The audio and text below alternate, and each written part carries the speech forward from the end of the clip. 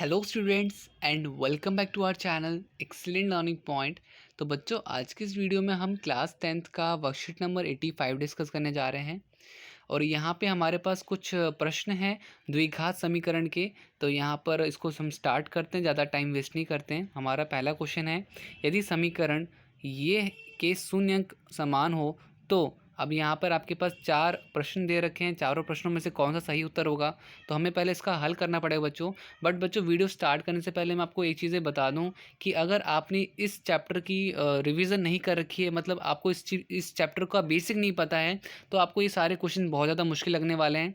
तो मैं आपको पहले ये रेकमेंड करूँगा कि आप पहले एनसीईआरटी के सारे क्वेश्चंस करो, ठीक है, फिर वर्कशीट्स के सारे क्वेश्चंस करो, तब जाके ये इंपॉर्टेंट क्वेश्चन नहीं, ये एडवांस लेवल के क्वेश्चंस हैं, ठीक है। तो तभी जाके आपको ये समझ में आ पाएगा, ठीक है। तो अब बच्चों कंटिन्यू करवाता हूँ, पहला क्वेश्चन मैं स्टार्ट करवाता हूँ आपको। तो बच्चों, ये रहा हमारा पहले क्वेश्चन का आंसर। तो पहला क्वेश्चन आपको दिख रहा होगा, ये पूरा का पूरा हमारे पास इक्वेशन दे रखा था। तो हमने यहाँ पे ए का मान ले लिया m² + n², बी का मान ले लिया 2 -2 m³ + n³ और सी का मान p² + q² ले लिया, ठीक है। डी बराबर 0 है, तो हमारे पास हम यहाँ पे सूत्र लगाएंगे b² - 4ac। तो यहाँ पे देखो, आप जब भी आप फॉर्मूला लगाओगे तो आप देखो यहाँ पे b² का मतलब कि ये वैल्यू आपका इसका स्क्वायर कर दोगे, फिर 4 का 4 लिख दिया, ए की वैल्यू हमने ये ली थी तो ए का मान हम ये ले लेंगे, सी का मान हमने ये लिख रखा था तो ये, ठीक है। तो इन सब को बच्चों जब आप सॉल्व करोगे तो देखो यहाँ पर आपका क्या होगा, a + b का होल स्क्वायर लगेगा, ठीक है। तो जब भी आप इसको पहले तो आप एक चीज़ ध्यान रखना कि 4 से ये 4 कट जाएगा, 4 से 4 कट जाएगा। इसमें आप कौन सा सूत्र लगाओगे, तो उसमें आपका a + b का होल स्क्वायर लगेगा। और आई होप आप सबको पता होगा वो a² + b² + 2ab होता है, ठीक है ना। तो आई होप आपको ये बेसिक चीज़ें पता होंगी। तो वो हमने यहाँ पे लगाया है, सेम चीज़ यहाँ पर भी हमने वही लगाई है, ठीक है। आप देखोगे जब भी हम इससे सॉल्व करते हैं और आगे सॉल्व करते हैं, ये जो होता है इससे कट जाता है, ये इससे कट जाता है, और आपके पास कुछ इस तरह का इक्वेशन बन जाता है, ठीक है। तो जैसे कि आपको ये दिख रहा है कि ये हमारा क्या बनेगा, तो ये मेरा a - b का होल स्क्वायर लगेगा, ठीक है। तो इसको हम 2 बार लिख लेंगे, स्क्वायर है तो हम इसको 2 बार लिख लेंगे। और हमारे पास वैल्यू जो आएगी, आप ये ध्यान रखिएगा कि NP जो है वो इक्वल 0 के इस तरफ जाएगा, ठीक है। तो इस तरफ जाएगा तो MQ = NP हो जाएगा। तो मतलब कि हमारे यहाँ पे कौन सा ऑप्शन सही हो जाएगा, तो हमारा बेसिकली बच्चों यहाँ पर ये वाला ऑप्शन करेक्ट हो जाएगा, ठीक है। इसके बाद सेकंड द्विघात समीकरण, ये हमारे पास समीकरण दे रखा है। अब इनमें से कौन सा होगा, तो देखो बच्चों, सेकंड का आंसर मैं दिखा देता हूँ आपको।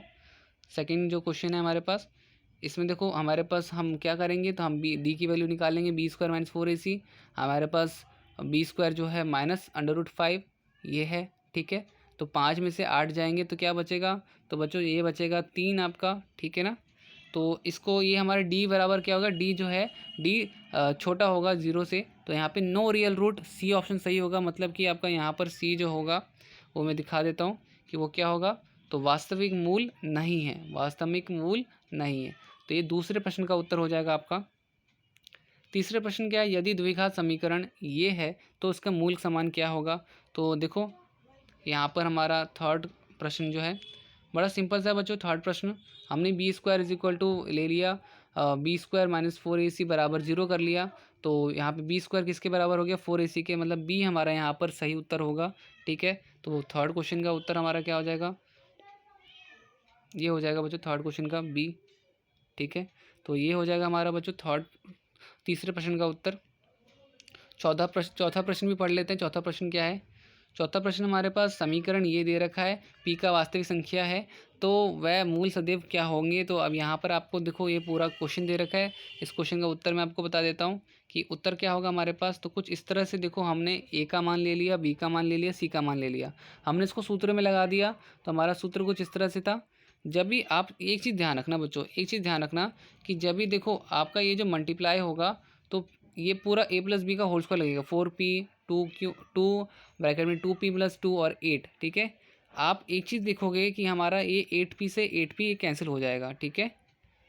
अब जब भी आप 8p से 8p कैंसिल करोगे, ये इससे कैंसिल हो जाएगा, हमारे पास क्या बच रहा है 4p² + 4, मतलब कि ये जो d की वैल्यू क्या है, d की वैल्यू हमारी 0 से बड़ी है, मतलब कि यहाँ पर डी ऑप्शन सही होगा हमारा। क्या ऑप्शन होगा, डी ऑप्शन, वास्तविक। क्या होगा ये, वास्तविक।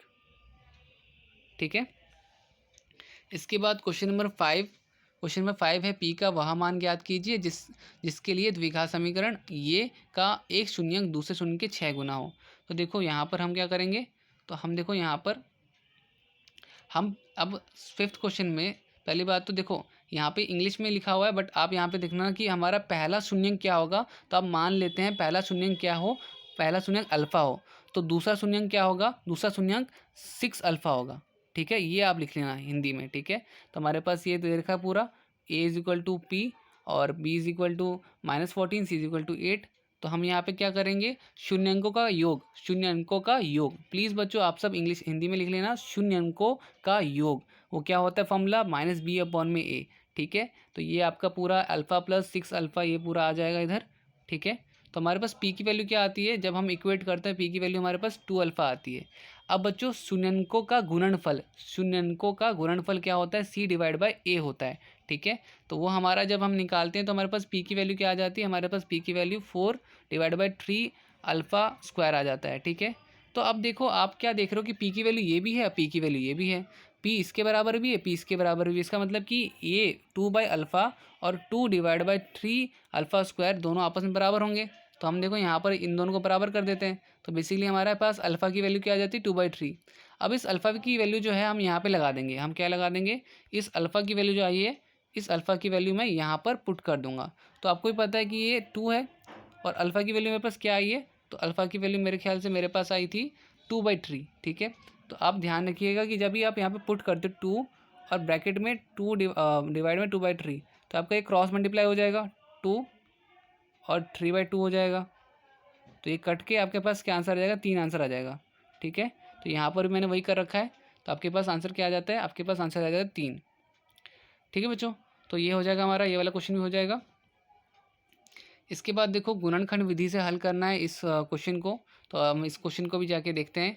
क्वेश्चन नंबर 6 हमारा, तो देखो हम यहाँ पर गुणनखंड विधि करेंगे, तो आपको पता है इसको आप खोलोगे x² - 2x + 1, इसको आप खोलोगे -5x + 5 6, और इन दोनों का आप देखो आपके पास गुणनखंड क्या आएगा, तो इसको आप ख़त्म करोगे तो आपके पास x² - 7x = 0 आएगा। ठीक है, तो ये आपका बेसिकली दो वैल्यू आ जाएगी, x की वैल्यू 0 और x की वैल्यू 7 आ जाएगी। ठीक है, इसके बाद 7वां प्रश्न देख लेते हैं। 7वां प्रश्न क्या है, के का मान ज्ञात कीजिए जिसके लिए द्विघात समीकरण x² + k, ये जो आपके पास समीकरण है अवास्तविक मूल हो। तो देखो यहाँ पर बच्चों सेम चीज़ आपको मैं सॉल्यूशन दिखा देता हूँ। ये देखो यहाँ पर ये मेरे पास समीकरण था, प्लीज़ इसको नोटिस, इसको इग्नोर करिएगा, यहाँ पे कुछ मिस्टेक हो गई थी तो मैंने इसको काट दिया है, इसको इग्नोर करिएगा। हमारे पास इक्वेशन ये है। ठीक है, तो हम इसको सॉल्व करते हैं, हम इसको जब सॉल्व करेंगे और आगे सॉल्व करेंगे तो कुछ इस तरह से आएगा। तो ए की वैल्यू 1, बी की वैल्यू 2k हो जाएगी और सी की वैल्यू हमारे पास ये आ जाएगी। ठीक है, तो अब हम यहाँ पर डी का मान ज्ञात करेंगे। डी का मान हमारे पास क्या आता है, तो डी का मान हमें पता है कि हमें ये 0 के बराबर नहीं होगा, क्वेश्चन में दे रखा है ना 0 से छोटा होगा डी।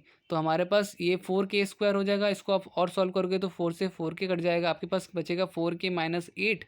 तो ये देखो यहाँ पर क्या होगा, हमारे पास के की वैल्यू क्या आ जाएगी, के की वैल्यू 8/4 हो जाएगी। ठीक है, तो 8/4 2, तो के का मान क्या होगा, 2 से कम होगा, ये हमारा आंसर हो जाएगा। ठीक है,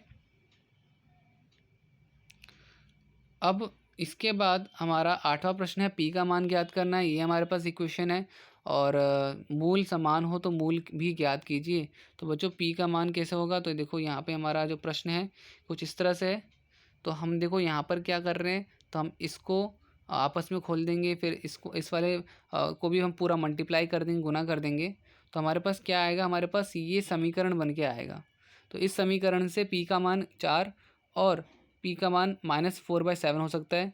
अब हमें उनके जीरो भी निकालने हैं, रूट्स भी निकालने हैं। तो ठीक है, हम एक बारी पी की वैल्यू क्या ले लेंगे, पी का मान 4 लेके हम पूरा क्वेश्चन सॉल्व करेंगे और एक पी का मान -4/7 लेके पूरा क्वेश्चन सॉल्व करेंगे। तो इस तरह से हमारे एक्स की वैल्यू -5/3 और एक्स की वैल्यू 7 भी आ जाएगी। ठीक है, अब इसके बाद ये बच्चों ये क्वेश्चन तो हो गया हमारा 8वां। फिर इसके बाद आपका 9वां प्रश्न जो है, एक्स के लिए हल कीजिए, और 10वां प्रश्न भी वही है, सेम ही है, एक्स के लिए हल करना है। तो देखो यहाँ पर भी इसको भी कर लेते हैं। तो 9वां हमें देखो ये पूरा समीकरण दे रखा था, तो हम यहाँ पे ए बी सी का मान ले लेते हैं, फॉर्मूला लगा लेते हैं, तो हमारे पास ये आता है। तो हम इसको करेक्शन भी सही भी करेंगे। तो करेक्शन जब करेंगे तो ये कुछ इस तरह से हमारे पास आ जाएगा। और फिर हम इसको जब सॉल्व करते हैं तो देखो हमारा 3√3 प्लस 2√3 तो हमारे पास -2√3 आ जाएगा। एक तरह से फिर जब हम यहाँ पे इन दोनों में जब कुछ सामान लेंगे और इन दोनों में कुछ कॉमन लेंगे तो हमारे पास ये एक √3x प्लस आ जाएगा और एक आपके पास x की वैल्यू x माइनस √3x आएगी, x की वैल्यू x माइनस √6 आएगी। तो x की वैल्यू 6 हो जाएगी √6 और x की वैल्यू -2√3। ठीक है, तो इस तरह से हमारे पास ये हो जाएगा। 10वां प्रश्न मैंने आपको दिखा दिया था। x के हल कीजिए, x हमारे पास ये है। तो देखो यहाँ पर आप कैसे करोगे आप, तो देखो ये रहा हमारे पास पूरा का पूरा। एक मिनट वापस देख लेता हूँ क्वेश्चन में 10वां क्या है। तो पूरा 10वां आपका ये रहा पूरा। ठीक है, तो इसको बच्चों अब क्वेश्चन सॉल्व करते हैं इसका भी। हमारे पास a की वैल्यू, b की वैल्यू, c की वैल्यू हमने निकाल ली। हमें सूत्र लगाना है। सूत्र लगा लोगे आप क्वाड्रेटिक इक्वेशन का तो आपके पास 4a plus minus 4b divide by 8 आएगा। आप इसको बच्चों 4 कॉमन लेके 4 से काट देना, तो 4 से काटोगे नीचे में 2 आ जाएगा। ठीक है, तो a प्लस बी बाई 2 और a माइनस बी बाई 2, एक बारी प्लस में और एक बारी माइनस में हम सॉल्व कर देंगे। ठीक है, तो 10वें प्रश्न का भी उत्तर हो जाएगा हमारा। 11वां प्रश्न बोला है किसी द्विघात समीकरण के अधिकतम 2 मूल संभव हैं। ठीक है, फिर इसके बाद 12वां प्रश्न है के किस मान के लिए द्विघात समीकरण इतना जो होगा वो 0 के मूल वास्तविक होंगे। तो यहाँ पे बच्चों 12वें प्रश्न का उत्तर देख लेते हैं।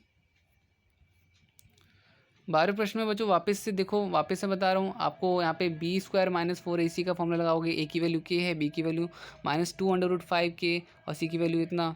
तो आप वैल्यू पुट कर देना। वैल्यू पुट कर दोगे तो आपके पास ये क्या आ जाएगा 20k²। ये आ जाएगा 4 × 10 40k। तो 20k कॉमन आ जाएगा k-20। तो एक वैल्यू हमारी होगी k-2 = 0 और एक होगी आपकी 20k = 0। तो एक में k की वैल्यू क्या आ जाएगी, एक में k का मान आपका 2 आ जाएगा और एक में k का मान 0 आ जाएगा। 13वां प्रश्न देख लेते हैं। k के लिए हल कीजिए ये। तो आपको बच्चों सॉरी k कह रहा हूँ, x के लिए हल कीजिए। ये आपके पास इक्वेशन है, तो इसको भी हम ख़त्म कर लेते हैं। हमारे पास देखो हमने क्या किया, स्क्वायरिंग दोनों तरफ स्क्वायर कर दिया। बच्चों जब हम स्क्वायर करेंगे ना तो यहाँ पर और यहाँ पर जब स्क्वायर होगा तो आपको पता है इस स्क्वायर से ये स्क्वायर कट जाएगा, ये अंडर रूट कट जाएगा, आपके पास 2x। बट यहाँ पे हमारा फॉर्मूला लग जाएगा a² माइनस b² का।